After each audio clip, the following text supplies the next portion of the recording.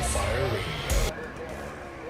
What's up, everybody? Welcome to another episode of the Size Up by National Fire Radio, because what you do off the job matters. And my guest today, this is like a long time coming podcast, I guess, and we were just offline babbling away about my kids, because I like to babble away about my kids like almost all the time. I think it's my number one topic. And I'm like, I'm hitting record because this is not babbling anymore. This is getting into just cool talking. So Jon from Rescue One CBD, good morning again, even though I love how they say good morning and welcome, but we've already spoken, right? Yeah, every time. You got to do it. Good morning, brother. Thank you for having me on. This is great. Appreciate it. Isn't it the funniest thing? Because you host a podcast too. Like, even when you listen to podcasts, I'm like, why are they lying about this? They know who's there. Like, you've already spoken. Yeah. And like, Yeah. it's all a real deal, right? Yeah, that's like I listen to a lot of podcasts too, like Lex and like Joe Rogan. They just, you when you press play, you're in the middle of their conversation, which is probably like more natural. It's like you walked into the room and two people were talking. But no, I think for the listener, they kind of want the intro too. They didn't hear all the other stuff we were talking about. I get it. They miss all that. And I will say, though, I do listen to Smartless. Everybody knows that if they listen to this a lot. And I do believe they don't know who the guest is until, they reveal who the guest is. So I don't know which one that is. It's true. I've never listened to that. Oh, no. Smartless is great, man. Jason Bateman, Will Arnett, and Sean Hayes. And it's I love those mostly guys. like, they only interview celebrities, but it's such a great, like, back end of a celebrity's life, kind of. No shit. All right. I'll check that out. And it's funny, too, because what we were talking about with my kids was School of Rock, the musical that my son is in tonight, is opening night, and it's been Tech Week, and I've been at the theater until midnight. I don't even know what. Damn. I've realized I'm too old for this. Is that a good way to put it? Even with our job and like, how that works, this has been like 4 nights in a row of past midnight. I can't do this anymore. I was going to say, I was like, that's probably the same calls after midnight, man. Like if you're feeling it, then it's got to be similar, the attention span that you have to have and the focus after midnight is tough. Isn't it interesting too? Like when you first get on the job, you don't really think about calls after midnight. You're usually awake until after midnight. I remember being up, we were ordering pizzas at 3 a.m. type thing, like we were college kids. I'm saying now I'm like, it's 8:45. I'm gonna call the kids and say goodnight. Yep. It's so true, man. I'm on 15 years and like I'm in admin now, so I can't relate at all to these guys running after midnight. I've been up there for a little over a year, but I can't wait to go back, even if it means my sleep schedule gets interrupted again. I don't care. It's worth it. Isn't that something too? Like I did admin for a minute a few years back. Oh, yeah. And I was like, this is going to be great. And my sleep schedule will be great. And this will be great. And look, the sleep schedule part was great. The kind of having a life, but it just wasn't for me. Like that life wasn't for me. I wanted to get back to the shift rotation. That's all I've ever known in my life almost. Yeah, man. Same. I'm hoping people that go into admin go in because they want to do good, not because they just want to, kick back. But hey, the same thing could be said for shift too. I just, I agree with you. I really am being a guy who's like, really trying to appreciate wellness in the fire service. I understand the benefit of having a routine, a schedule, and a normal sleep cycle. It's awesome. But I also am a firefighter at heart, and I'm like, I can't I can't sit behind a desk for my career. Like I'm going to do my stint and I'm really trying to do a great job. But shit, man, I want to be on the truck for sure. I cannot wait to go back. And my fire chief has been really cool about saying, you're going to get back ASAP. So hopefully early next year. Yeah, I was fortunate when I was like, hey, this really isn't working for me. And someone else kind of wanted that schedule or needed that schedule for a reason type thing. Boom. And it worked out well. But I like how you said too, with the admin end of it, like you have to want to do good in that spot, right? Because it's not something that we as firefighters are used to doing one way or another, right? And it's crazy because I just talked about this with my last guest on last week's episode with Jennifer, where like as firefighters, someone has a problem, we go, we fix the problem, we leave. When you're in admin, that's not how problems get fixed. Yeah. I know it's such a long timeline for stuff, but also, I think people, the expectation of what admin is supposed to do is very high. We want leadership. We don't want administrators. We want leaders. it's so much to ask, but the leading firefighters ain't easy. I mean, like, No. we're a very, very finicky group. We demand the world. We hate change, but we hate the way things are. It's like, I get it, but if you're stepping into that position, you better really, really understand what you're going for. I think everybody can say that, they have chiefs in their department that might not be those things. Um, but I do see a lot of people up there that go up there that do good, that do the right things. And it's a weird dynamic, man, being on the street and then going up there and being one of them. You're looking around, you're like, I hope When I I'm worked not. EMS, Yeah, I we hope used to I'm call not them the turning carpet over there. dwellers because they had carpet and Yeah. we didn't. So it was like, oh, you're gonna go work with the carpet dwellers now over there. But right, it's an interesting thing in like the leadership funnel. I feel like where when you're a company officer, you have three other people that you're in charge of and that you Hmm. have to please, let's say, right, or you have to get the decisions right for. Then you kind of move Yeah. up, and if you're on a chief level, you have a whole shift that you're dealing with, and those personalities, and way more people to deal with that way. In admin, it's everyone in the department. Like you go Yeah. to admin, and so So I true. work the 4 shift schedule. I'm not going to lie, 24/72. So there's a That's what I shift that got. I never. What's that? That's what I got. Well, I mean, on shift. Yeah. That's wild. It's a good shift. It is the It's good. Cadillac of shifts, 24/72 by far. Amen.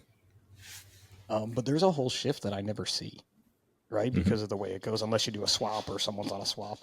But when you're an admin and you work those 4-day rotation or 5-day rotation, you see all these people and you have to please all these people one way or another. Like instead of just 3 people judging you, it's the entire department judging Right. you. Like, Right. oh look, he's coming in late again today. Like, man, I was here at 5 a.m. yesterday. I'm allowed to come in at 10 a.m. today. It's yeah. It's I I find that I'm like way more anxious about going to work than I ever have been because of that. Like, and I'm in the EMS division, which in South Florida, everybody's a paramedic. You have to be before you get hired. So we put a huge priority on EMS, which is really hard because you got guys that really, really want to be firefighters, and you're basically forcing them into that side. But we tend to like embrace it a little bit. But EMS is a tricky thing in the fire service because a lot of us see it as kind of like a necessary evil instead of just saying it's awesome.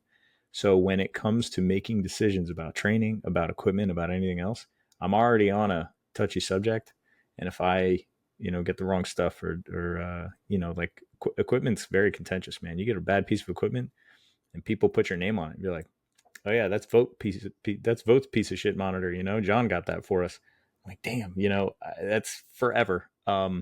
So I do see that a little bit. On shift it's not the same, man. You could blow a tire at shift change, and you throw them the keys, and you're like, hey, have this shit fixed by the time I come back. Well, yeah, I'm going home. Like One that's bad kind of it. monitor and it's So all over. it's not the same, but I tell you what, man, it is really good for me. I needed that. I was getting a little bit in my own way about trying to think about how problems get solved at a leadership level, at an administrative level, and I didn't understand all the stuff that goes on behind the scenes. I think when I finally do go back, as far as being a company officer, trying to like navigate the waters of firehouse problems when people do get in trouble or if there are department issues, I can help squash some of the misunderstandings and maybe even say like clear up some misconceptions about how shit goes down because I've seen it. So it is a benefit, but it is like your first 5 years fly by. you know these 5 years do not fly by. Like admin's hard time. That's But not that's not the same. But it's really good the way you say that because I agree. Like my short stint in admin that I did, because it was less than a year, so that's why I call it a short stint. But I Yeah. got to see so much of how other things work in the department. And I try to explain that to other people that, like, it's just not like a call where we go and fix something. Like, if you want a new piece of equipment, this is going to take months, if not Can take years years. to Absolutely. purchase this, to get the right vendor, to get the right pieces of paper. And then understand that after you do all that work, someone that you don't even know their name may change the system and you have to go back and do it all again.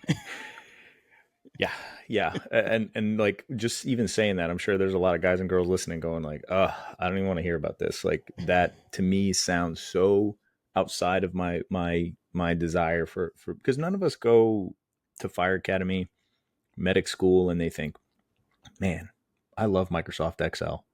I love sending emails." You know what I'm saying? I would So love to have a it's department so issued tough. laptop and phone. It's so cool.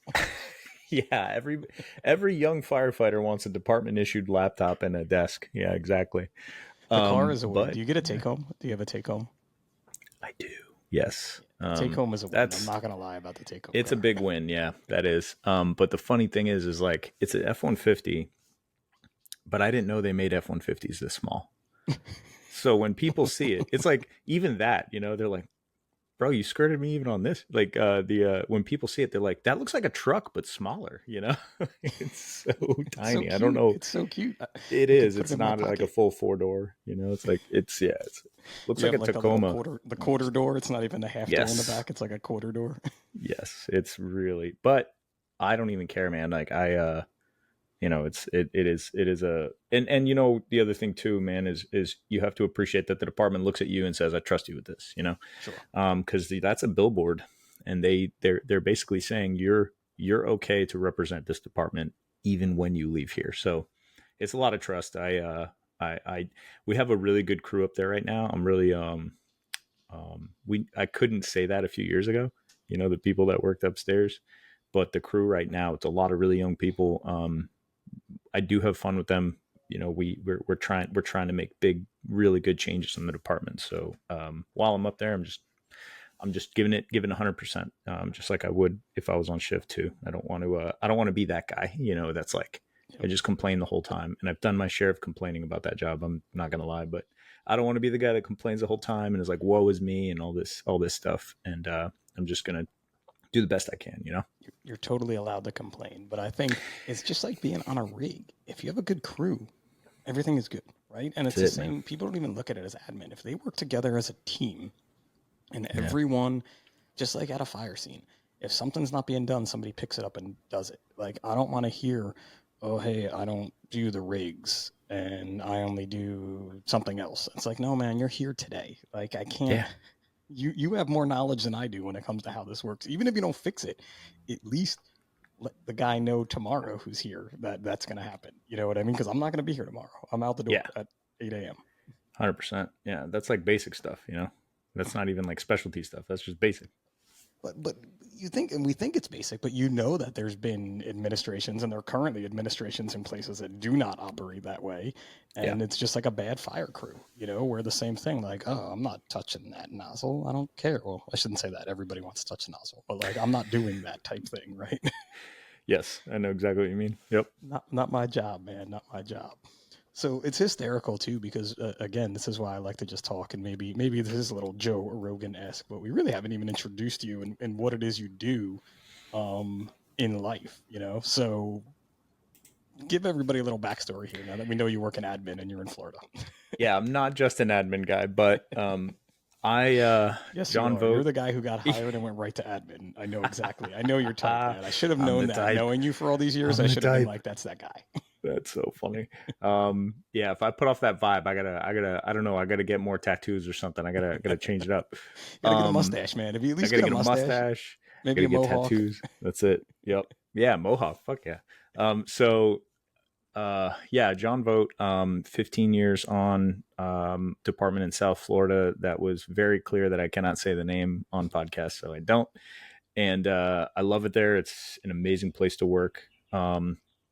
I started off in 2009, became a lieutenant a few years after, like 7 or 8 years after, and I'm a captain now. So recently promoted last year, and I'm in admin until I can go back out on shift. I'm a bagpiper.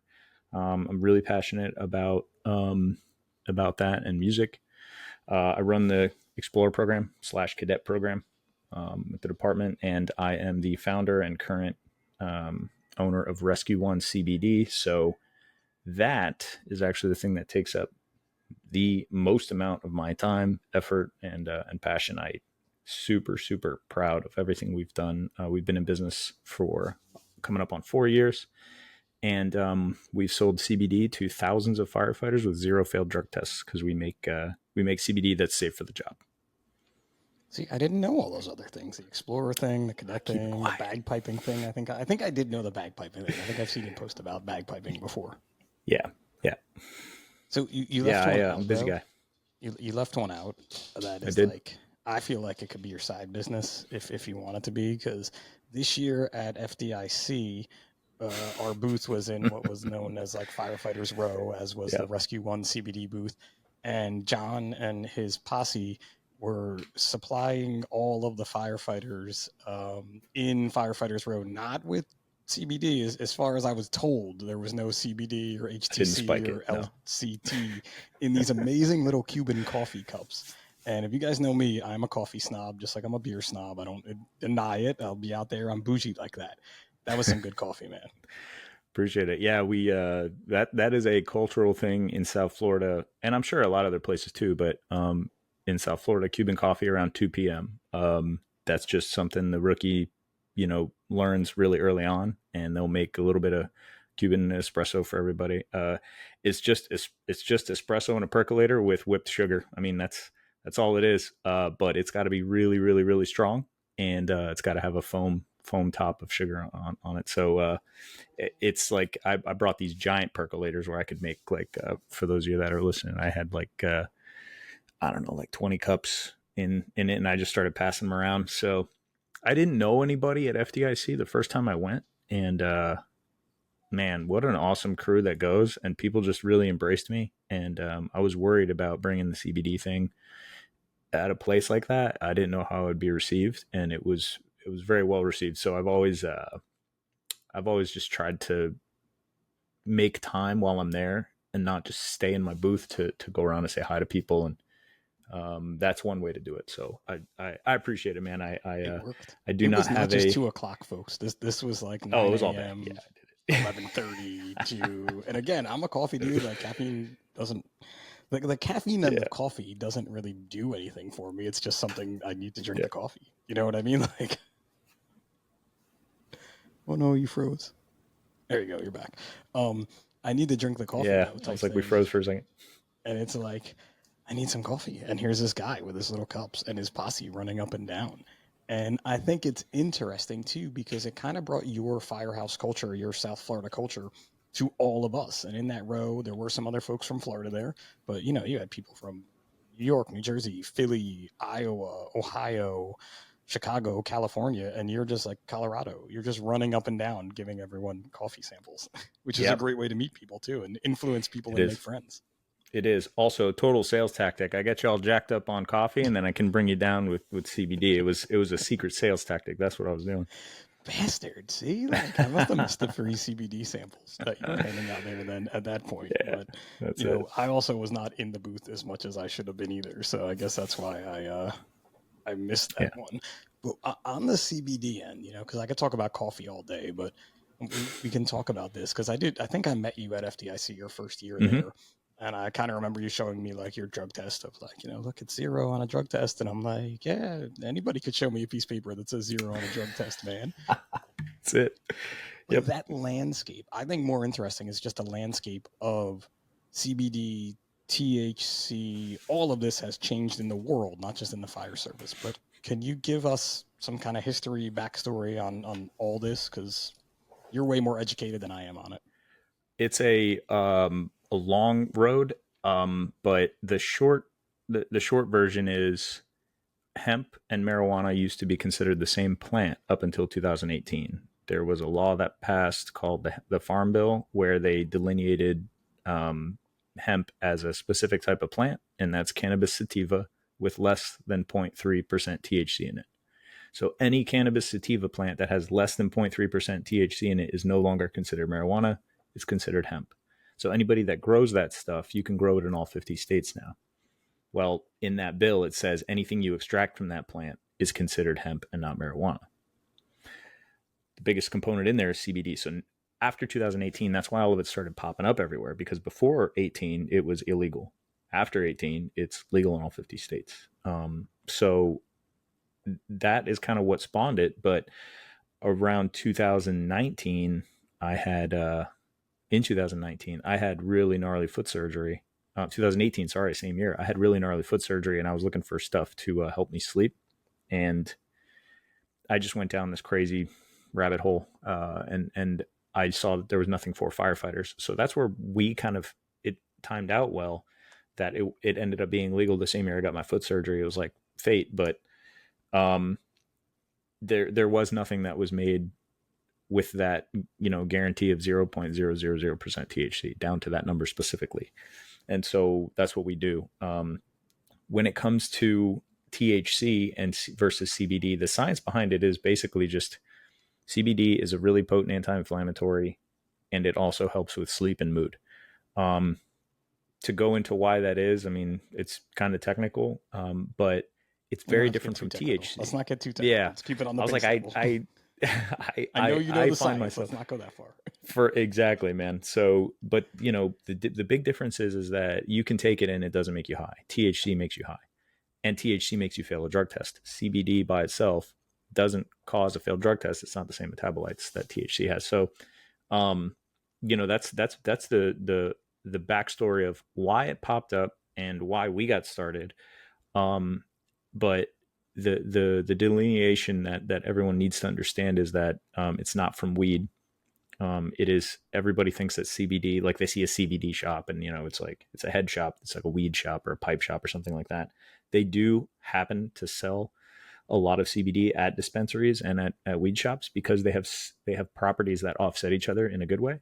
So a lot of people, even with medical marijuana, still use CBD for things like sleep and inflammation because it's way better than THC is. But those are the two main ones that you see. Like, there's lots of other ones that have been popping up recently.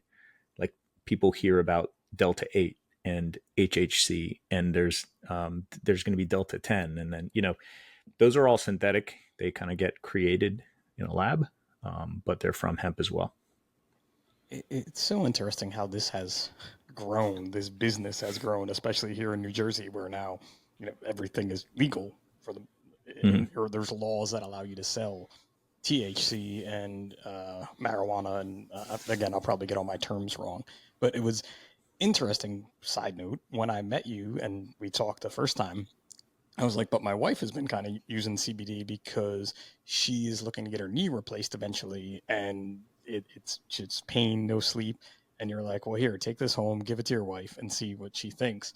And she was like, yeah, I'm a believer. Like after a few nights of using this, it was like, this is helping me. It wasn't the cure, but it was definitely helping her get the sleep that she needed.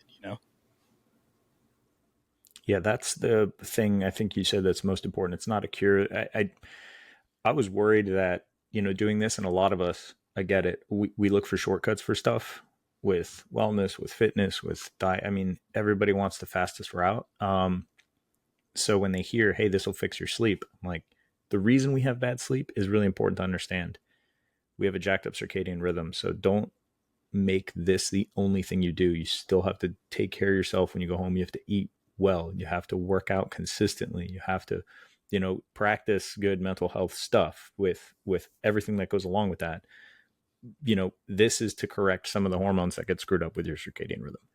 That's it. It's like um, some people find it that's the only thing they change and it helps a lot. That's great, but that shouldn't be the long term. You still need a healthy body. So um, when people ask me like, what's the permanent fix for a jacked up sleep schedule, I'm like, quit the fire service.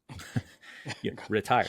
Yeah, You work can't. 8 to 5 or not work. You know what I Yeah, mean? man. I mean, and that's never my advice because I love the fire service and I'm like, it's worth the screwed up sleep. I just if I could say something that I always try to put out there every time I talk about this stuff, I'm like, I am not in favor of I'm not going to try to go work at a slow house because I'm worried I'm not going to sleep. I don't care. I like working at busy houses. I like being a firefighter. I like working hard. And I'm not saying, I got on this job and now I'm trying to shy away from all the unhealthy stuff. I'm I'm not. I'm just saying what's wrong with being really good at the job, being super into the job, and also taking care of yourself. like Yeah, that's it's such all a big good. part of it, right? And so now again, at being a captain and now having a fair amount of rookies come through my shift or my companies or however you want to say it. Look, in the beginning, those kids, just like you and I were kids, I don't even care how old you are. If you're 35 and you get hired, I still will call you a kid because you're the rookie. But you're new, right? Everything's exciting. You're going to be up late at night. Every call you go on is exciting. That adrenaline isn't the best thing for you, but it gets you through. And you don't even notice the sleep deprivation. You just need to start to be aware that it is going to happen. And the earlier we can explain this to you, the better off it is. No one in my first night, like going onto a shift, the chief wasn't talking about how in 5 years you're going to be sleep deprived. He was just Right. talking about what was going to happen that night. So if we can talk about that and try to get that culture to do all the things, and you don't have to be super fitness guy, you don't have to be super healthy eater guy, you don't have to be like overdosing on CBD oil, but you need to know that all these things out there are there, and you're going to need them to get you through a really healthy career. Exactly. Just to have that balance. When I say balance, a lot of people, I've had all the reactions where people are like, look, if you can't hack it, quit, And I'm like, first of all, check your tongue. Like, you don't know me. Okay. But if And you that's it too, though. simply just Like, if end you it can't there, hack it, I quit. think What kind of advice is that? that's that they're like, if you're worried about your sleep, don't be a firefighter. I'm like, I'm not saying don't work busy houses. I'm saying when you go home, don't just freaking pound Red Bull all day and then go get hammered with your buddies, like doing it every shift and not give a shit. Because here's the thing: all these people who are pounding their chest and talking a big game, almost all of them have less than 5 years on. And I'm like, take it from a guy who's 36, right? And with 15 years on, I got hired young, and I'm telling you, as much, and I want to run a lot of calls. Don't I'll deny this if you tell anybody, but it's kind of on the podcast. I like EMS. I like running medical calls. I like taking care of people. I'm not afraid to be a paramedic. I love fires even more than medical stuff, obviously. And I want to do all that stuff. But when I'm home, I take my shit seriously, like with my health. And because here's the most important thing that I would tell young people that are getting on: if you love the job and you want to stay busy, take care of your body and your mind, because how much would it suck to have to retire on a disability or, God forbid, a medical issue 10 years on? Do you want to just work a busy house for a few years, or do you want the luxury and the choice to do it as long as you damn well please? If you want to do that, you better take care of your sleep. You better take care of all the joints in your body, and you better keep the weight down and make sure that you don't have a freaking heart attack like before you have to leave. You want to leave when you on your terms. You don't want to leave because you were forced. That's all. Dude, the joints after 40, man. Like, if you would have told me, like, I'm the way almost I there. feel now, right? So, even with being involved with 555, it was like, oh, a cardiac related disease. Let's stop heart attacks. Heart attacks are killers, firefighters. This is what we're going to do. Go pound on our chest, and we can do this with fitness. I should have been like, at the same time, like, and when you turn 40, it's going to get really hard to stand up and to climb into the rig. Like, Damn. who, I'm no 4 years one away, wants to man. I'm tell you almost there. that. I tell all the smaller folks I meet, I'm like, it's a really large climb into that ladder truck, so be ready for it. Like, make sure you're a really good flexibility, like, because I did not pay attention to that most of my life, and I'm Yep. paying for it now. I'm doing better now than I was, but there was a time where I was like, everything hurt all the time. My mother, who's my inspiration for getting into the fire service, she's a firefighter. She's a district captain with the Palm Beach County Fire Department, and she has only worked in a busy battalion her entire career. They get a lot of fires. They have a lot of violent crime and violent calls. She still loves it, which she's my freaking hero.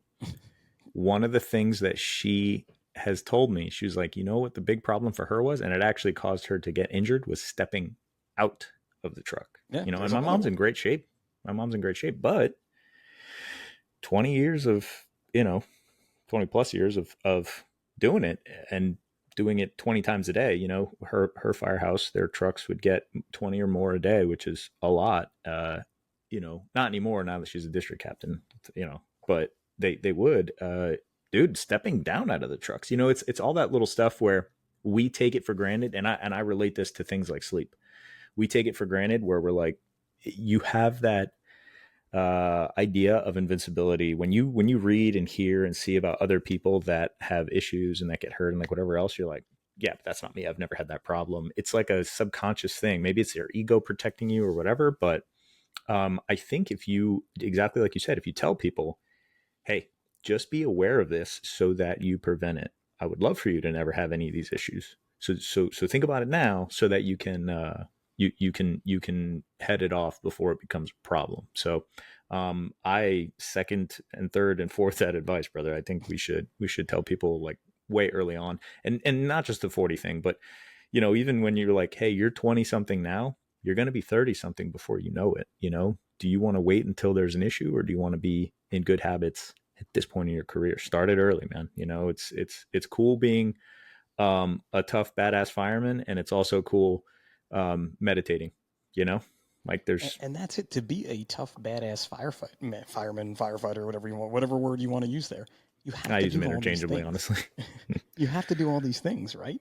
Like the badass times are so few and far between. Like even if you're busy, it's Exactly. still so few and far between. Like the Right. places that are super busy, there's loads of firefighters there, so your chance of being that badass guy, girl, is still really small. But if you're Yeah. doing all these things so that when that time comes, you're ready to go. You can be that guy. That's what it's all about. Yeah, dude. And one of my good friends works in Flatbush in Brooklyn, and old school firehouse. They're flying down the streets of Brooklyn. And he's like, what the majority of what we do is? He's like, non-emergency calls. It doesn't matter where you work. If you run one fire a shift, that means you probably ran 24 medicals. I mean, that's just human nature. There's always going to be more sick and hurt people than there are fires. It's fucking physics.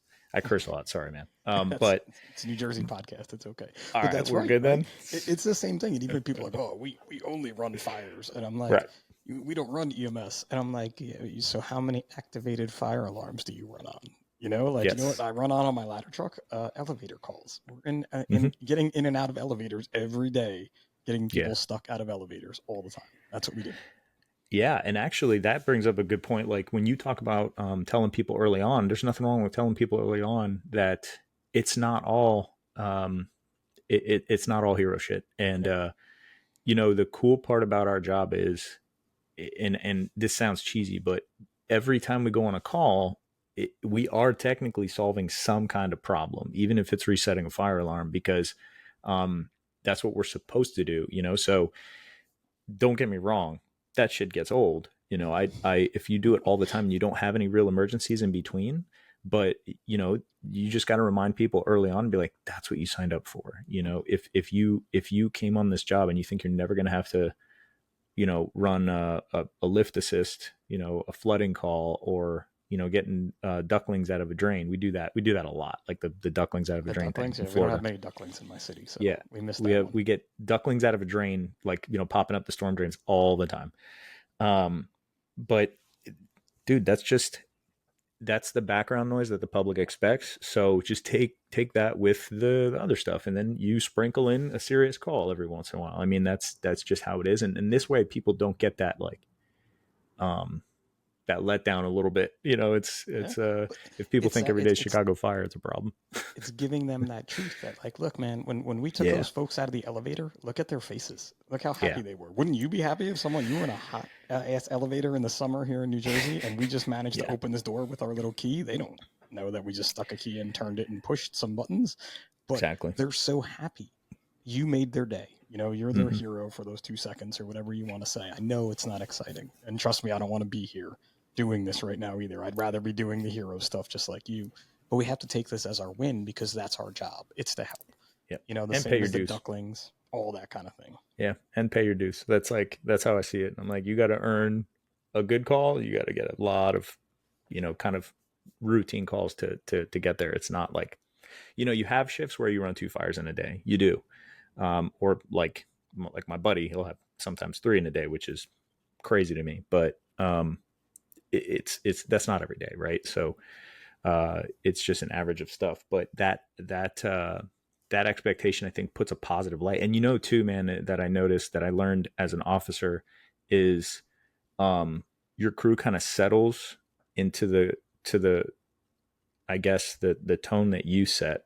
Sure. So if you're constantly being positive and you're constantly saying, like, if you start bitching about elevator calls, next thing you know, man, that's like the common thing, because they like kind of want to engage with you a little bit, especially if they're newer.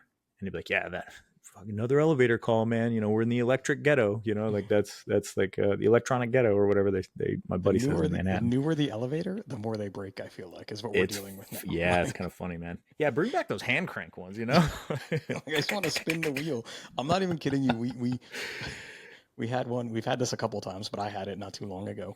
We needed to call the elevator guy. He took this panel off the side and he's like, "Find me a piece of copper wire." And he did this crazy thing to make the elevator work. And we're just all like, "Good thing you were local, man, because this is not happening in my world. Some electronic, like AI controlled, whatever, not dealing with it." Yeah, dude. My brother-in-law, um, he works for Thighs and Corrupt, and he's like, "Hey, you guys reset elevators?" And I'm like, "Yeah." And he goes, "I hate those." He's like, "I work on those things. Those things are death traps, man." He's like, "I hate those things. Like, you guys." He's like, "You should just leave the lights on, kill the power, and call the elevator company. If it takes us 2 hours to get there, it doesn't matter. Just wait." And I'm like, "We're not doing that." But It's not in happening. his mind, he's like, "Yo, that shit sucks. That's dangerous." Which is There's so really much more interesting. to it, and even Yeah. we recently had a department store closed, so we were able to use the building for things, and we're doing all kinds of different stuff in there. And I'm like, "Yo, let's take apart the escalator." I'm like, "Has anybody ever seen what an escalator looks like underneath it?" I almost never want to go on an escalator again after we lift that trap right I've in the seen him. Yeah. front at the top. Everybody was like, "All right, I'm good." We had a person with they got their foot stuck under the tread, and it was while they were working on it, and we had to use spreaders to pull it up a little bit. It looks like a medieval torture device under there. You're like, what the hell is this? You're like, It's "What is yeah. going on with this thing?" Talk about taking shit for granted. You're like, you just step on it. You're like, this thing's gonna move me. You don't appreciate all the chaos that goes on under there. Yeah, my like, I'm not gonna ride on escalators ended like the next time I went to the mall and was like, "Nah, I'm not taking the stairs." Yeah, And fuck again, I'm the fitness guy, right? So I'm supposed to take the stairs all the time. But I'm like, "Nah, we're taking the escalator. Let's go, kids. You go first. Son, you go yeah, first. I'll be right behind you." yeah. After the 40th birthday, the escalator becomes way more important. But that like creating healthy habits too, and I love the way you said that. Like we need all the things because people always thought for me it was like, "Oh, you just do fitness. You just do fitness," and I'm like, no, there's way more that goes into this. And you mentioned so many of them. So which ones, aside from obviously CBD, do you find work the best for you? Honestly, man, I think my healthy habits, the most important ones, are taking time. It's so funny, but like I will just cram a schedule in so much and just try to be as productive as I possibly can, and it ends up stressing me out. And I find that if I actually schedule some time for myself, this can be called many different things, man. Some people call it mindfulness. It could be meditation. It could just be like time to relax. It is really important for me, whether I do it in the beginning or in the middle of the day. I love reading, so I'll either read for if I'll just set a time on it or just say one chapter. For me, like on the mental side, that is the most important thing that I can do. I've heard like um, people like describe it as or saying like you have to schedule time for play or you have to schedule time for what was the other one? It's basically just saying like self care, right? Pick one thing that's like good for self care. And I'm like, dude, self care for me, like if I want to not get stressed out, I got to get productive. I always have a ton of shit to do. So I'll feel good if I like check stuff off the box. And the way to do that is actually to make sure that I don't, it's so contradictory, but make sure I don't do too much.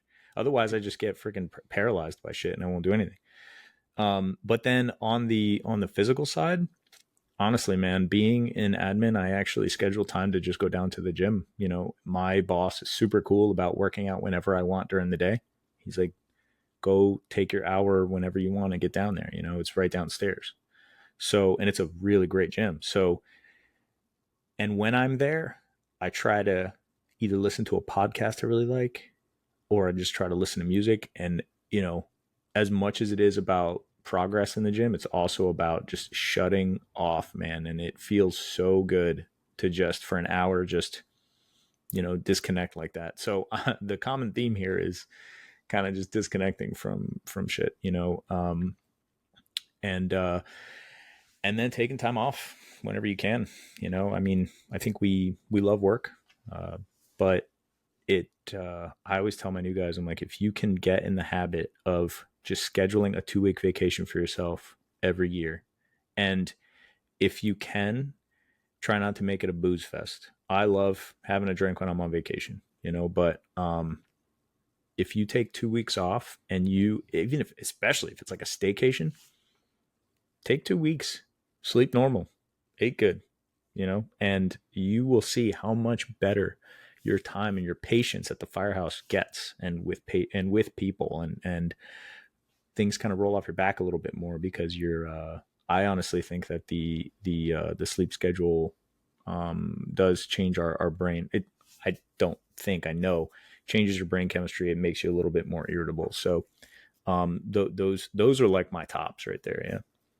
No, and that like vacation, like don't do the booze fest thing is as again, as you get older and you realize it, I don't want another wasted day, especially if I'm on vacation. Like Mm-hmm. I went out and partied hard until 2 a.m. last night, Mm-hmm. and I am not good again until 8 a.m. the following day. Like not the next day, the following day. So if I'm on vacation, I'm useless. I'm not having that vacation time. Don't mind the sleep or anything. I'm just disgusted the whole day because I was stupid the night before for no reason, right? Yeah. Yeah. And when It's you actually look at better to like, day drink. yeah, oh, it's much better to day drink and be in bed by 6. Mm-hmm. If you Like, stop, yeah, if you if stop, you stop. you can't carry that into the night. Yeah. I don't think I can carry it into the night anymore. I'm not even gonna try to lie. I like going to bed early, Nothing like wrong with that. for sure. But I think too, when you do that, like take your 2 week vacation, right, and kind of disconnect. And I'm just like you. It's very hard to not be connected, right? And it was like we talked about before, like this week, it's my son's tech week for his show, which premieres tonight. So I've been with him at the theater till midnight every night this week. I crammed in a boatload of podcasts this week and recordings so I don't have to do it for the next 3 weeks in the summer with my boys. Um, I'm trying to get all my work done. But the point being, with like that vacation time, you get really hungry to go back to work. I'm hungry to go back. I'm ready to go back in the firehouse and be like, well, what did I miss? Who said what? Who broke what? What's the new Mm-hmm. gossip? What are we doing today? Like, what's new? What are we going to hear that isn't happening anytime in the near future? And I think that's a good part of disconnecting too, is that it just increases your hunger to go back. Yeah. I mean, there's nothing better than being excited to be at work, you know? And there's that end of, I feel like there's people that just can't shut it off, like ever. They never shut it off. Yeah. It's bad for you. Hypervigilance, man. And it's not good for just all the inner workings of your body, man. That's a cortisol dump. It's bad for your adrenal glands, and it is good. Disconnecting is underrated, man. You got to do a little bit more. Well, I like that one. It is definitely underrated. That may be the title of the this podcast. I Because like it. right, that's what a lot of what I feel like we've kind of almost been talking about. Even if you're at work and you go to the gym, yeah, but you're still disconnecting. You know, when I Mm-hmm. go out into the garage, I'm disconnecting. I'm listening to whatever music that is and focusing on whatever movements I'm doing for those other reasons. Isn't sitting at the table with all the guys and girls and bullshitting the same thing? Sure. You know, sometimes we sit at the table the entire shift and then just run calls in between. You know, that's what it feels like sometimes. And you know, they always say like you solve all the world's problems and you know you create some new ones. So you have like this you have this conversation around the table all day, and it's de-stressing. I mean, like if you have a great crew and you want to be around them all the time, if you run all day and all night, but you're hanging out with them, it does. You go home and your wife could ask you, how was your shift? And you say, it was great. And you're like, I didn't sleep at all. We had a lot of really, really pain in the ass calls. It was really, really tough, but it was a great shift, mostly because of the people. Because, like, you could run all the best, what we call the best stuff. But if you have a shit crew, why would you? I don't know if anybody would actually do that. They would rather just have a good crew, and run a little bit less quality calls, if you were asking. So it is, man. That is disconnecting too. Sitting around the firehouse table, being around a good crew, so you could have a million calls, but the people you're around the entire time would make it a good shift, and that's part of it. We can handle a lot if we have good crews, but if we have good calls and we have a bad crew, it ain't worth the good calls. And so much of that good crew too, I found at least, is making it a good crew, right? Like you're all not going to be perfect together. You're not going to always like each other. You're not always going to have this, but you have to find that commonality, that common ground between you, which obviously one is being a firefighter. So you always have that. And to keep that good crew good, you have to work for it. Like it's not just going to happen naturally. It's just like a marriage or being a parent. It's always going to change and you have to put in the work. Yeah, yeah. That's, to me, that's probably the hardest. That's the hardest thing for being an officer, is like the interpersonal stuff. I We have some really smart people that work for us, some very capable people. Um, so if we get a bad call and I look around, I'm usually like, oh yeah, we'll figure this out. We're good. The quality we have is pretty high, but all the other stuff, that's hard, man. The human condition, that's a very, you almost got to be We're like not going to solve that on this podcast today. dude. I can Oh tell you that man, much. you have to be like a psychologist a little bit, if you're stepping into the officer role. I had no idea how intense it could be. Yeah, it's a totally different world. It's not just more money in the paycheck. And two, like, so I'm like you, where you go from lieutenant to captain, and I didn't think the step was going to be that big of a difference, let's say, but it's a huge difference, and especially Mm-hmm. in my department because the captain takes on the role of acting on the car, and just totally different world. So I can't even imagine from captain to deputy chief the change that's going to come there. I don't want to figure it out. I'm staying right here. I'm staying. I say that now. I mean, I've only been, and I haven't spent time, full time as a captain on a truck, only like step up time or acting time. So, I don't know. But as of now, this is the place I've always wanted to be. And I don't think I'm giving it up anytime soon. I'm definitely in my happy spot right now. I can tell you that truck Yeah, I captain bet. on my department is the place to be, and I Cool. got some time left, and maybe I can plan it so make things good happen where I could get one more and go shortly thereafter. Let's say. That's cool. Yeah. No, it's a great thing to be able to do that, where you look ahead and you go, I can take this route. That's pretty awesome. Yeah. Well, I mean, it's even crazier to look ahead and be like, I'm almost out of here. Like, there's less than Yeah. 5 years to go, and what am I gonna do next? Right? Like, That's a big question. I always ask people that. I'm like, what would you do if you had all the time, but you couldn't be a firefighter? I think that's what, like, when you talked about healthy habits, forming a hobby that has nothing to do with the fire service early on. yeah, Guys are getting into obsessed with something that's just woodworking. totally different. Exactly. Because one day, for whatever reason, we're all told it's like the movie Moneyball. We're all told we can't play the game anymore. Nope. At some point, it might be 5 years in, it might be, 35 years in. But we're all told. So what happens after? And I'm going to one of my best friends' um, retirement ceremony here in a few hours. He's the deputy chief of our department, and he was my mentor and my captain for freaking years. Um, and that's his thing right now. He's like, I have no idea what I'm going to do. I have no I idea. think the end is, and you've probably seen this, running your company and then meeting all these other firefighters that run, a variety of companies, whether you're selling T-shirts, leather, CBD, you're doing podcasts, tools, whatever it is, trucks. We learn so many different skills by doing these outside of the job skills Yeah. that I'm now trying to figure out, so what really are my skills aside from talking? This is basically like my number one skill, but how do I take talking and move that into something different that doesn't require me to be woken up at 3 a.m. or run into a burning building? Yeah, it is. It's a very hard thing and a huge question. It takes a lot of, like, I think, self-awareness when people have to say, what am I actually good at and what can I do with it? That's why I think a lot of people go down, like in South Florida, like a lot of guys will just start doing real estate, because they're like, I don't know, You man. know, building construction, you can Yeah, talk, you I have can go and, yeah, stories. that's it. And they're like, I don't, it's not as risky, like if I don't sell a house, I'm not losing my ass, but I'm also going to make some money if I do it on the side. So, um, but if they wanted to start their own thing, that's a really big question. It's a big question. It takes a lot of awareness and honestly criticism of yourself, which is, it's harder to do than it sounds. Most definitely. And Yeah. especially when you start your own thing and you're growing it and then you get a little success and then you have a bigger failure. And like for me, that's been kind of my story, get so big and then get pulled back a little bit and or this happens or that happens. And again, Yeah. it's not like work, where even if you're like, all right, we're going defensive, the fire's still going to go out. I mean, I've left fires that we started offensive, went defensive, and like was taken off the scene and they were still fighting it.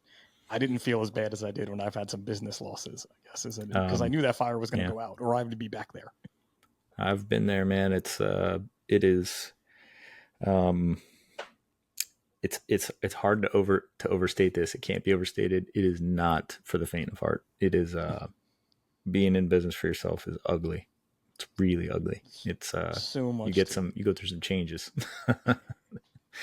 So speaking of your business and such, because that's what we're kind of talking about right now, you know, the landscape has changed with THC, CBD. I mean, now we have in Jersey, you can get THC infused beverages Mhm. in liquor stores. Obviously, you can go to a dispensary and buy pretty much anything. We still don't have rules that say what we can and can't do in the emergency services. My department has a very good, what I feel is a very good drug policy and a very good policy to get folks help who may need it, but we haven't adjusted to the laws. So where do you kind of see that all going in the future? Yeah, there's a lot of gray area here. There's two things we got to talk about: state and federal. State wise, it's been going one of two ways, and Jersey actually had this with their cops. Was Oh it yeah, last year, the year before, where they basically said, um, you're in. you can use marijuana, and Yep, your you're in. your department cannot stop you. It's illegal for them to do so.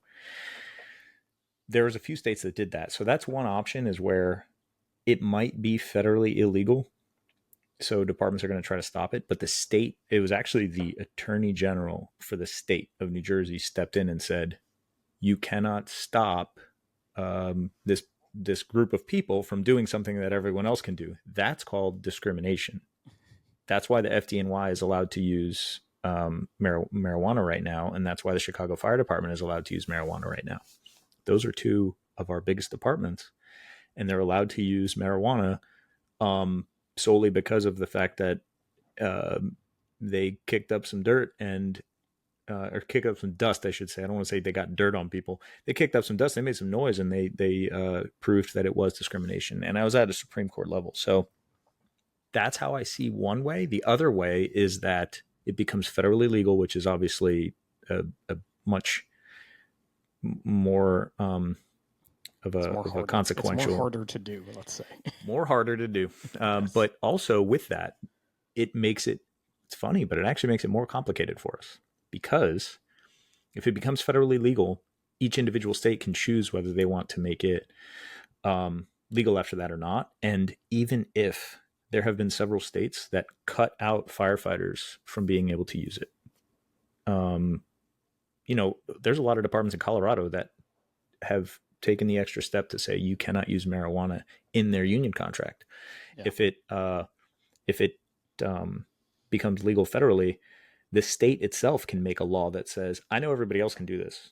but we're going to make first responders exempt from it. So basically, you're not everybody but first responders, and they can throw federal workers and they can throw pilots or whatever else in there, but they've done that too. So certain states, like where I live in Florida, they've actually preempted it and said there's already a bill on the floor right now to allow firefighters to use medical marijuana or marijuana in general. I'm sorry, when it becomes legalized.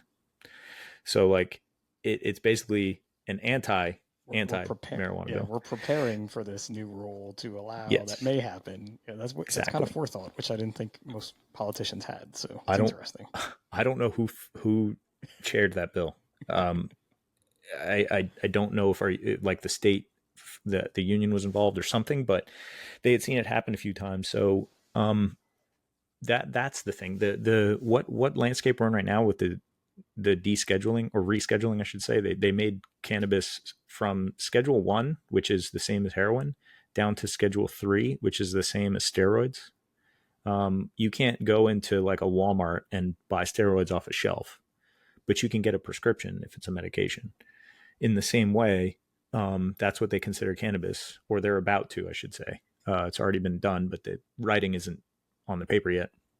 Um, but that actually, to dispel a lot of stuff, that doesn't really do anything for us right now, because that all that means is that a pharmaceutical company would have to turn cannabis into a drug, and you would have to get a prescription from a pharmaceutical company, because what people think is a medical marijuana prescription is not actually a prescription. It's technically a note from the state saying you're not going to go to jail if you buy or sell this. It's just saying like, I promise I won't arrest you. It's Well, a but note from your again, mom that I and can so skip that's the way school. it was in New Jersey, but now you can't arrest me for it because you can't, because now everything is legal. Like it's Yeah. almost like we're going too fast, even though we're moving forward. Mm-hmm. And kind of the Sure. point that I've been told, or at least we've been told here in Jersey, because we're not the cops. They never in that cop thing they didn't say firefighters too. Weird. And you really have to know your policies in your department to not, let's say, get yourself jammed up. Do I know what would happen in my department if anything went this route? No clue. I know what our policy says now, and regardless of what a law says, your policy is there and you'll probably win, but do you want to have that fight or not at the moment? That's where we are. That is what a lot of people are going to start with. Like, if anybody knows Gordon Graham, he's a lawyer and he works for Lexit Bolt. They do like a lot of fire service safety stuff, and they talk about policy and whatever else. They have a really interesting article about the Drug Free Workplace Act and what it means. Apparently, it's massively misinterpreted all across the U.S. But Of everyone course. always likes to say, "Hey, if a department allows marijuana use, they're breaking the Drug Free Workplace Act. You're going to lose federal funding. You can't get grants anymore." And it's actually not true. The Drug Free Workplace Act says you have to be drug free at work. You have to be alcohol free at work. They can't stop you from drinking at home. And if medical marijuana is legal in your state, they can't stop you from smoking at home. While you're at work, you need to be drug free. That's why it's called the Drug Free Workplace Act, not the Drug Free Home Place Act. So if you, and this is not my opinion, this is what two lawyers and a fire chief wrote. And they were saying like, hey, the Drug Free Workplace Act was written before, medical marijuana was a thing so prevalent. So it didn't really take that into account. You're not breaking anything, and you're still okay to get federal funding by allowing that into your department. So that is I think that's one of the biggest points that is very misunderstood, because I even had this conversation with my fire chief where he brought up the Drug Free Workplace Act, and I had to tread very lightly and tell him that that is not correct. But sometimes you got to slow walk people to the epiphany. You can't just like drop it on them. You sound like an asshole. I would say it's much easier to be the fitness guy than the CBD THC guy in the fire service. It's man, without going down a negative place, it's really really fucking hard. It's really hard. But look, it's the same thing, right? And we're talking about it. And I think that's the key. And everything is kind of moving forward in a better direction, and realizing that that CBD and THC and all this can help with so many things, whether it be inflammation, whether it be sleep, whether it be your mental health. It's better than it was 5 years ago, 10 years ago, 15 years ago, you know? It is. And I'm really proud of that. And like I had said, the first time I went to FDIC, I didn't think I would give this stuff away. And we didn't make like almost any money. It's probably because I just sucked at business. And I'm still not awesome at it, but I'm getting better. But, Less you know, sucky. That's what I get. I get less yeah, sucky every yeah, day. less sucky, man. I'm becoming really okay at business. And um, as time goes on, I've noticed that just the sheer amount of like a lot of times this logo is a bullseye, you know, and at FDIC especially, and people would just walk by the booth and shake their head and they're like, this guy's fucking killing the job, you know, like I'm Yep. ruining everything the U.S. Fire Service stands for somehow. Um, that has gone less and less and less. And, you know, more and more and more, I see fire chiefs stopping by. I see people who are, you know, like the publisher for, or the main editor for fire engineering, David Rhodes, and I were like just BSing. And he wouldn't remember me from Adam today, but he did, you know, like talk to me a little bit about it. Um, and that is so different from what it used to be. I see that as I'm not going to say progress is measured by how well we accept cannabis, but I am saying like, you know, you're looking at something that used to be so taboo and you're not attacking it without information. You're saying it with an open mind, saying like, I'm not going to say no before I understand this. And that's what I appreciate. People can make educated decisions. So like, if you're really educated on it and you still decide this is not for me, or I don't think it's good for the fire service, that's your right. Like, I think that's great. You know, you have that opinion. What I don't like is when people just shut it down and they don't know shit about it yet. Go, you know, maybe take a second. There's nothing wrong with disagreeing with something if especially if you know about it. And that's the change, right? That's the positive change we're So, all in this to make. That everyone says, "Oh, leave it better than you found it." That's how you do bingo. it, right? You're not going to have Rescue CBD in every firehouse in the country, in the world. It's never going to happen. Right. But changing those minds, changing those hearts, and bringing it to the forefront that this can be a tool to use to help.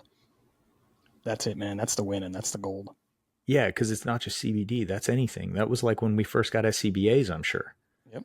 You know, when they're like, hey, you know what they said to those guys? Well, if you can't hack it, you should quit. Yep. Same shit they're probably saying to me. They're like, well, you can't take a little bit of smoke, Junior? You know, like, fuck off, get out of here. I mean, at some point, you got to say, like, I'm not going to say no yet. Just hit the shit out of that microphone.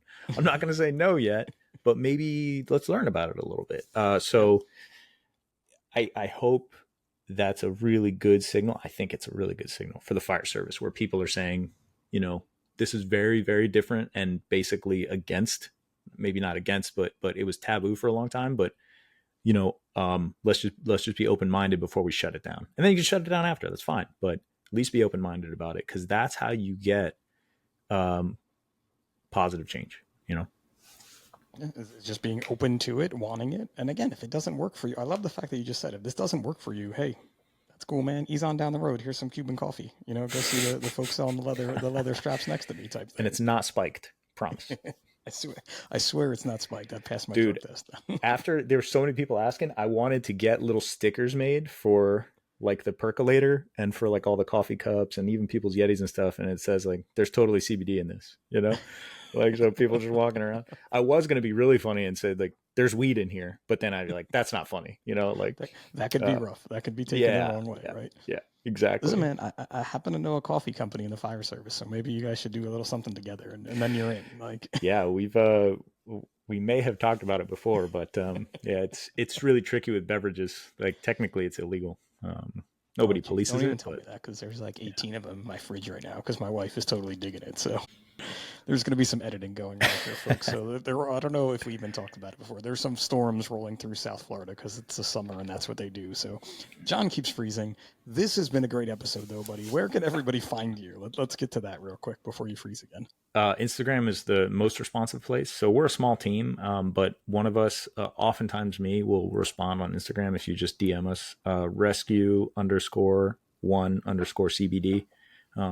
That's the number one. And then our website's rescue1cbd.com. Same thing with the number one. And you can email us support at rescue1cbd.com. We try to get back like really quick, and there's a lot of really good info on there as well. So you can check us out on our podcast anywhere you listen to it, which is also a YouTube channel. Basically anywhere, man. You know, if you search, and again, as you can Rescue tell from our talk here, you know, Jon is really one of the leaders in this field right now with knowledge. And so I'm just going to throw this out there for you, but I feel like if you have any questions, reach out, right? Absolutely. Like policy questions, you're not going to have the answer, but at least you can steer them. I mean, you talked about a bill I've never even heard of in my life before until you just said it. So yeah, we do help with policy a little bit. My sister Kim works with us. She is she's actually going to law school, but she loves policy. So she's helped departments navigate those waters, and she's very educated on cannabis law. So if there's anything that we can even just try to clear up for you, love this stuff. Love talking about it. Love helping. So please give me a shout. I'd love that. Thanks, man. Totally like a dazed and confused line right there. Like, love the stuff. Be a lot cooler if you did. I had to pull it out at some point. Like, there's just no way, man. Dude, I've gotten all the dumb nicknames. Who call me El Chapo? They call me Pablo. I'm like come on, man. You may as well just be out there dealing it. Like, it's okay. Yeah, it's all right. You were dealing out the Cuban coffee. Like, that could be the T-shirt. Then, yes, like the Cuban coffee dealer. Cuban coffee dealer. All right, man. You just got me a new idea. I'm going to be sending an email immediately after this. I got to call my T-shirt guy. I'm looking for it at FDIC. I'm jonesing for it. I got time, man. I got plenty of time. We're gonna do it. You had me hooked, man. The first one was like the hook, and now you're like, this is $800 this year. Okay, here's my money. It would be great if I had it said CBD dealer and it's X'd out and it says coffee like instead.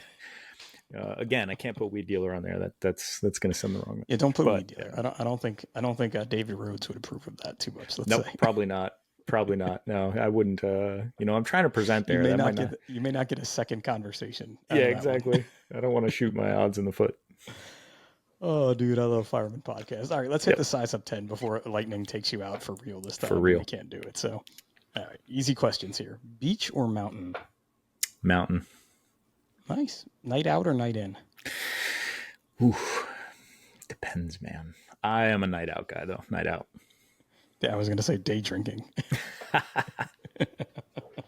Night out that ends at 6. That's been an answer, actually, by a lot of people. Hey. Like, night out, but end it at 7:30. The day out? Yeah. I mean, especially in Florida, too. You have so many early bird specials. Like, you should be all right to go.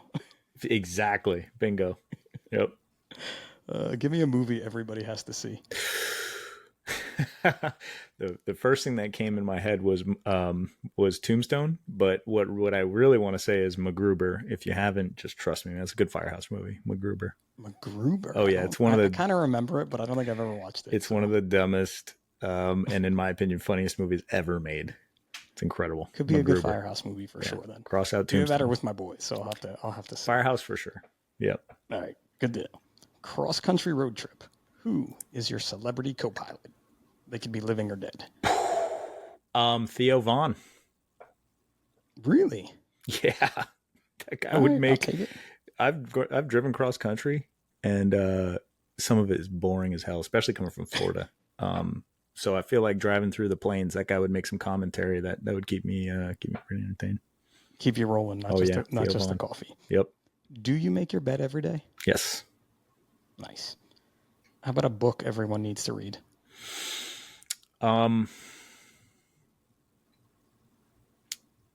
If we're talking about the fire service, The Wisdom of the Bullfrog. Okay. Yeah. Never heard of that one, so I'll go with that in general. Admiral McCraven, he was in charge of the SEAL teams. It's a really, really short book.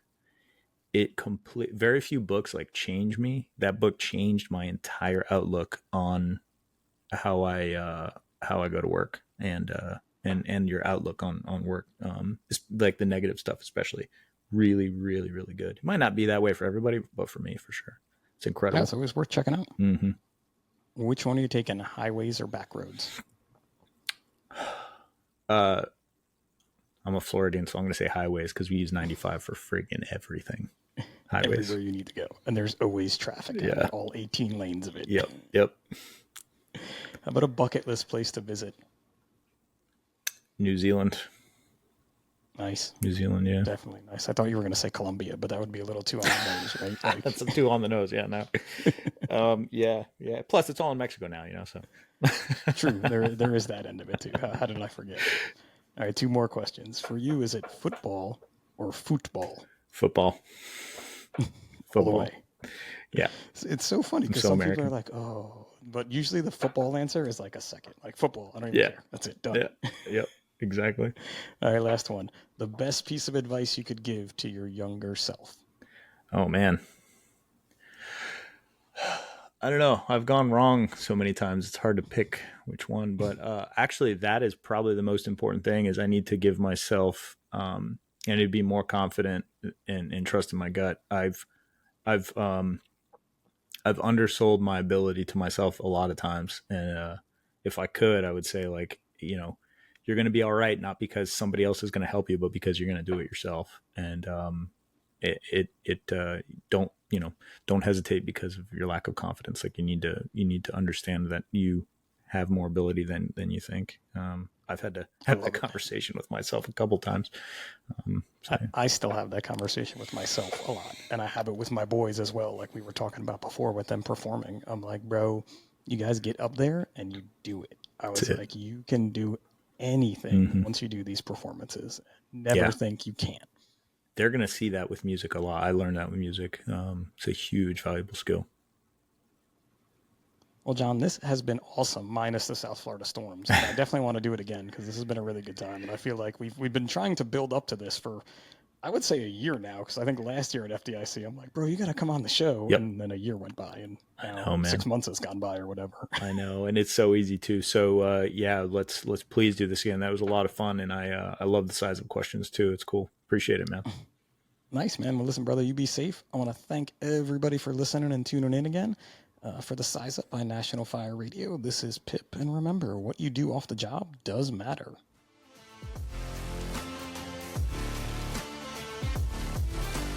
National Fire Radio.